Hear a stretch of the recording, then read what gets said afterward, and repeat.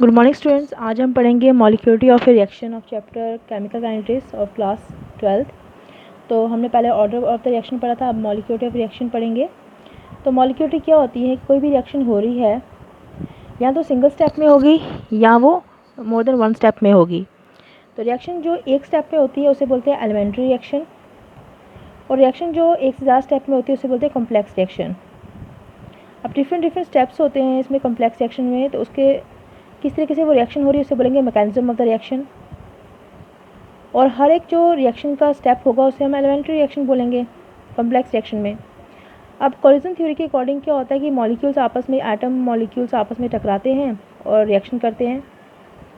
तो अब मॉलिक्यूलरिटी क्या है? नंबर ऑफ एटम आयंस और मॉलिक्यूल्स जो कोलाइड करते हैं आपस में एक ही टाइम पे, तो क्या रिएक्शन होती है उसे बोलते हैं मॉलिक्यूलरिटी ऑफ द रिएक्शन।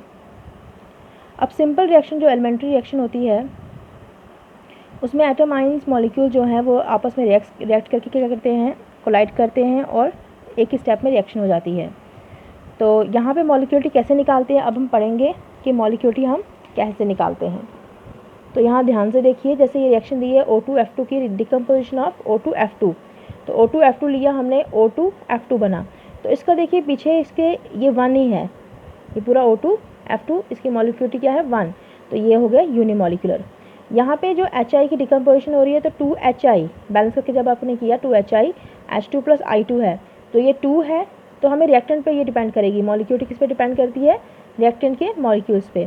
तो ये कौन सी होगी? 2 है तो बाय मॉलिक्यूलर। तो अगर 3 हो गए, जैसे यहाँ 2 और 1 3 हो गया, तो टर्म मॉलिक्यूलर। तो इस तरीके से हम मॉलिक्यूलरिटी किसी भी रिएक्शन की निकाल सकते हैं।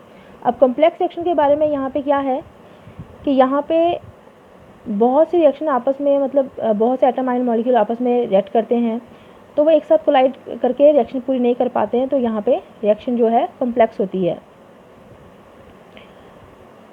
अब यहाँ पे जो है, जो जैसे हम कोई भी रिएक्शन कर रहे हैं, अब इसमें जिसमें जैसे कॉम्प्लेक्स रिएक्शन है, इसमें स्टेप्स होंगे, फर्स्ट सेकंड थर्ड, जितने मर्जी स्टेप्स हों। तो जो सबसे स्लो स्टेप होगा वही रेट डिटरमाइनिंग स्टेप होता है।